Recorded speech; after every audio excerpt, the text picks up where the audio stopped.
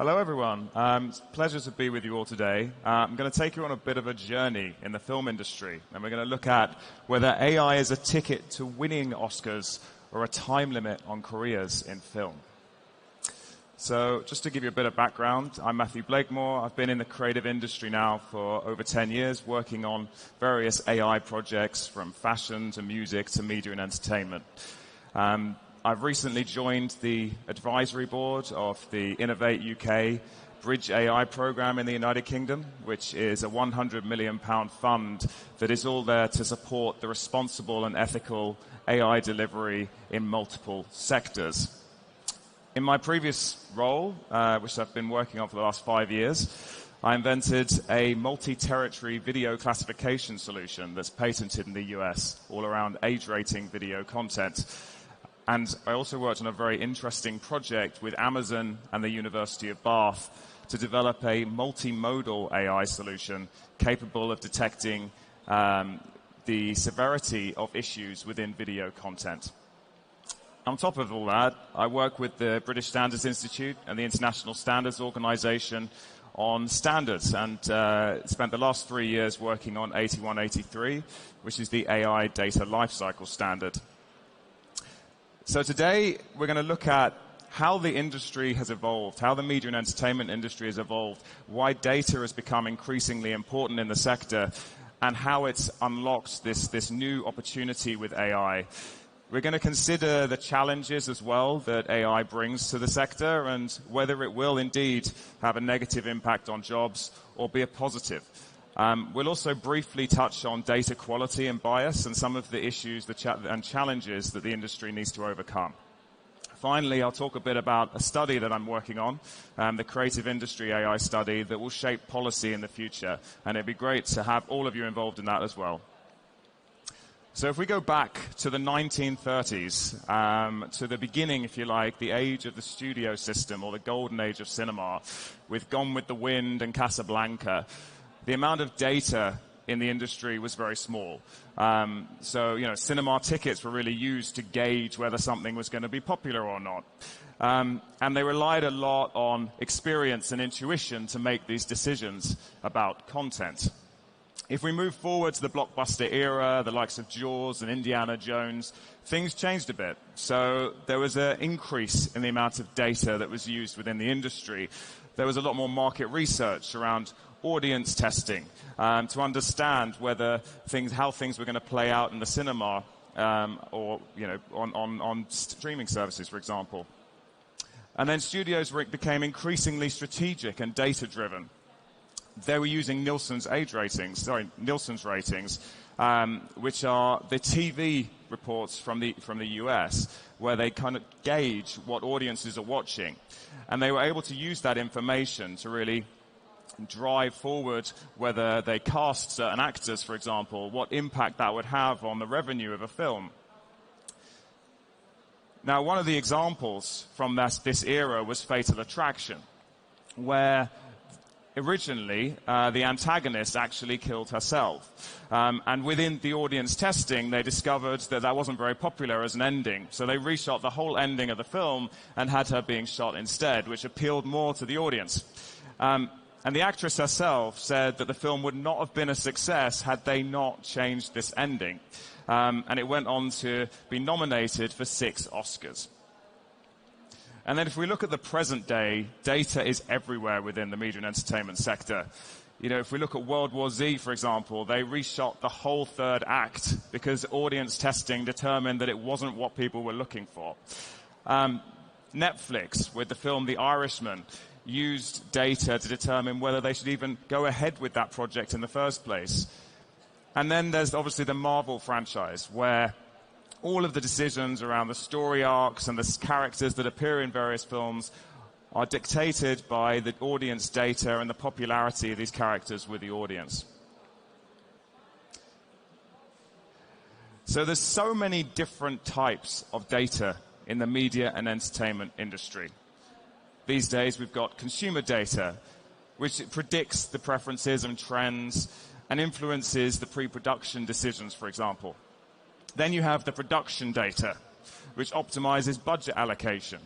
The marketing data distribution data, so that includes the media classification, which is a fascinating thing that not many people know too much about, but when it comes to getting an age rating, that can significantly impact the potential revenue of a film. So for example, in the US, if you were to get an NC-17 age rating, your film is not going to be distributed to many cinemas, and the potential revenue is significantly curtailed. So a lot of research is done, a lot of data is collected on the various territories around the world to ensure that they optimize their film for revenue purposes. And then there's critical data.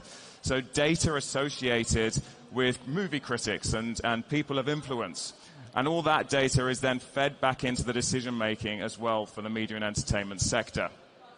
Obviously, today, all of these data sources can be combined into one solution using AI to kind of drive these decision-making. And then if we just do a quick summary of just looking at consumer data, you can see the significant leap from just the cinema tickets to the number of sources of consumer data today. Mobile data, for example, being the largest source with 7.3 billion users. And this information all feeds now back into those media and entertainment decisions. So 98%, unsurprisingly probably, 98% of media and entertainment companies rely heavily on data-driven insights to drive their consumer experience. And the global AI market in the media and entertainment sector is expected to reach 8 billion euros this year. Now, what I'm going to do now is take you through the main use cases of AI in the media and entertainment sector and talk a little bit about whether the adoption, the skepticism, the AI maturity, performance and reliability, and the ethical concerns of each. So we start with information analysis. This is one of the most basic uses of AI, and it's been around for a long time. It's the consumer behavior analysis, it's the recommendation engines. It's something that's been around for a long time in the media and entertainment sector, and certainly utilized a lot by the streaming services. If we think about the ethical concerns of that, the one thing that's not a green light on here, it's really about how far we go with personal data and recommendations and personalization, because there's got to be a limit from an ethical perspective about how much data we collect on users and consumers as these tools allow us to collect more increasingly personalized information. Then if we look at content enhancement. Now, with content enhancement, there's so many new tools out there. For example, Wonder Dynamics that allows you to now, with the click of a finger really, be able to turn a character into a virtual CGI solution. Or there's Flawless AI, which is a UK-based business where they can automatically change the lip syncing so that if you've got a film in multiple languages, instead of dubbing it and having the lips all moving differently, they can all move simultaneously with the speech. But there is some skepticism as to the quality of these tools long term, and there's ethical concerns as well about the potential job losses that we might see from that as well. And then if we look at extract and enhancing data, so this gets a little bit more complicated with semantic segmentation, for example, where you're highlighting various things within video content and trying to train AI models to detect them, or the recognition of objects or emotions within films, for example, or actions within films. And this is the area that I was working heavily in my last role, where we were developing that multimodal AI, which incorporated speech, sound, and visuals to recognize the severity of potential issues in film. And that technology is moving forward, but the reason why it's not been adopted at this stage is because it relies so heavily on high-quality data. And there isn't that much high-quality data within the industry at the moment that's been labeled correctly and optimized for this sort of purpose. So there's skepticism that's come out of that because the tools themselves at the moment don't offer enough. And in time they will, but it just takes a lot of work to train these models and prepare the data for them. So the maturity is not very high at the moment. It's mid-level to maturity. And then there are ethical concerns as well about how much information we want to gather from these videos and this video content. And also around how we do the data labeling, because a lot of this data labeling has been historically outsourced to third world countries, cheap labor, and we've seen, with some of these services that they haven't always been working very ethically with individuals. There's data compression. I'm not going to spend a huge amount of time on data compression because it's one of those things that's been adopted quite widely as an industry already. And it's all about reducing the size of visual information. There isn't really any issues with this use of technology. It's really important because it reduces the amount of cloud storage companies need. And as you can imagine, they have a lot of visual information these days, which could take up a lot of space unless they can compress it effectively. And then there's content creation, which is one of my favorite topics to talk about at the moment because obviously generative AI is really the hot topic of the day. It's also the most controversial. So there's a lot of strikes, as you know, in the US at the moment and things around this particular technology and the potential impact it could have on a lot of jobs and the future of film and entertainment. The interesting thing about this technology is there is a lot of skepticism. I have actually created a 2-minute film, which I'll play for you shortly, around what is creativity in the age where a prompt is capable of generating these amazing images and videos. We really need to consider how we remunerate creatives effectively, because I think at the moment, this idea that you can just take copyrighted material and use it without remunerating people is not really one that should fly. We've seen Adobe and Shutterstock take a more ethical approach to this and making sure that the content they use for their models is copyrighted material that they've paid for.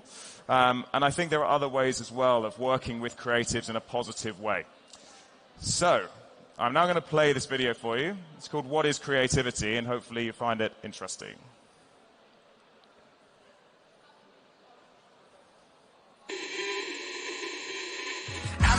Spin day to day, machines compute without effects, but human touch and what we see unmatched in this diversity. From page to prose, our minds connect. In dreams and thoughts we intersect. Tech visits can't intersect with the depth of human intellect. Creativity.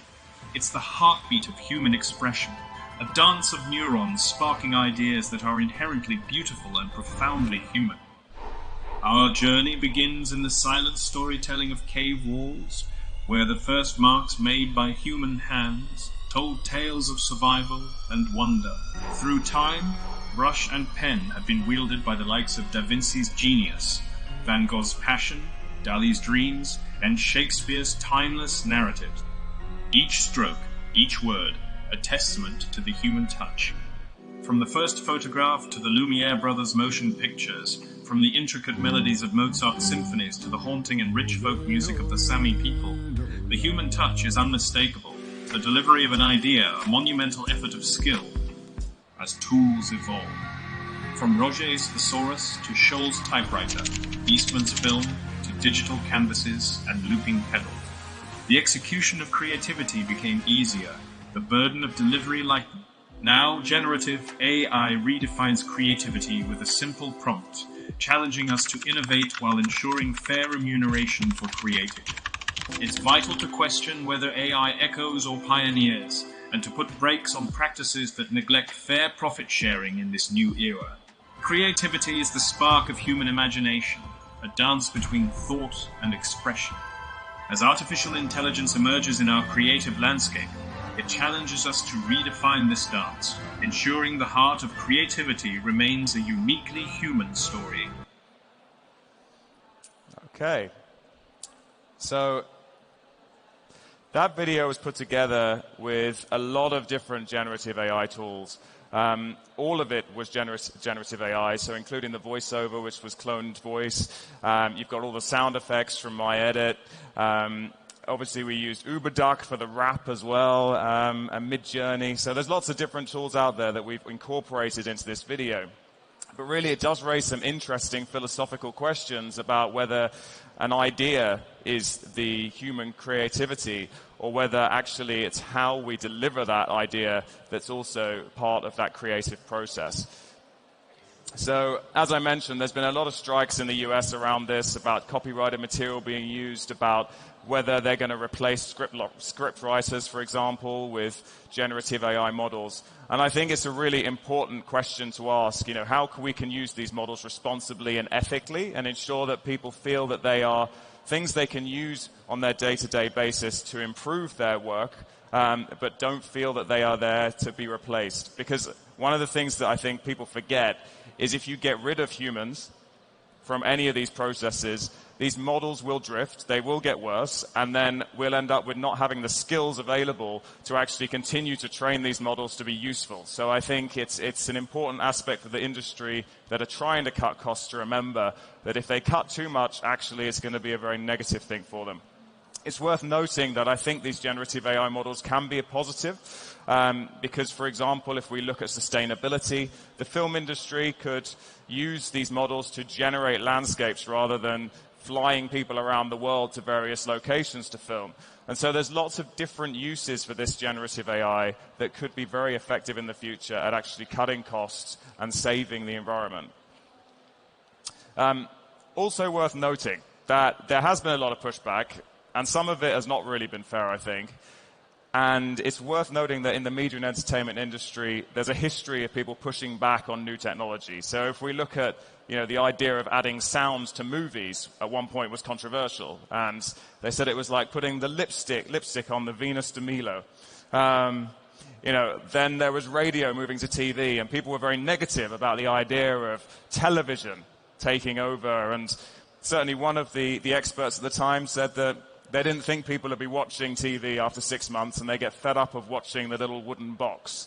So, there's certainly a history of the industry not being too friendly towards new technologies initially. Now, one of the big challenges of the industry is understanding this big data quality issue. Hollywood historically has had a real problem with data quality, and there's very little collaboration in the industry when it comes to joining up data sets. But one of the things we need to remember is these AI projects rely very heavily on high-quality data. If you don't feed in high-quality data, you end up with models that are not very effective. And one of the things that we've seen is obviously external companies coming into the market and disrupting it with models that they have built themselves using data that's openly available or copyrighted that they've stolen effectively, which the industry have not been able to do because they've not been able to get their data into a high enough quality. So that's one of the challenges the industry needs to work on. And then we've got the issue of bias, which I'm only going to touch on briefly here, but it's one that I could talk about for hours. Bias is a serious problem, especially when it comes to video, because there's so many different types of bias in video analysis, for example. Just thinking about the multimodal AI project that I worked on, you couldn't have a model that was trained to recognize violence being more severe from one gender to another. So, if a man punched a woman, you might decide that ethically that is more severe. But from an AI model perspective, if you then trained it on more clips of women punching men, you may find that the model itself, because it thinks that's a more frequently occurring action, it marks that as more severe. So you've got to be really careful to balance the data sets. You've got to be really careful with the data you use to train these models. And you've got to have an ethics committee that really looks into the detail of the potential bias issues you may encounter. Now, I'm going to talk very briefly as well about this creative AI study. Please do take part. It's a very quick study. You don't have to provide any personal information. And it's 10 questions that we want to ask creatives about how they feel about the creative industry and AI and what their thoughts are.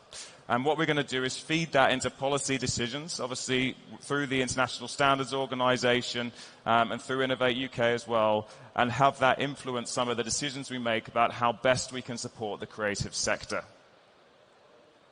So to conclude, I'd just like to say that I think that people shouldn't necessarily see AI as a negative. There is certainly a lot of challenges that we need to overcome as an industry, but people should generally see it as a brush, as part of a palette that they can use to really enhance their careers and enhance the quality of content that we can produce. So I hope that was very useful, and thank you so much for listening today.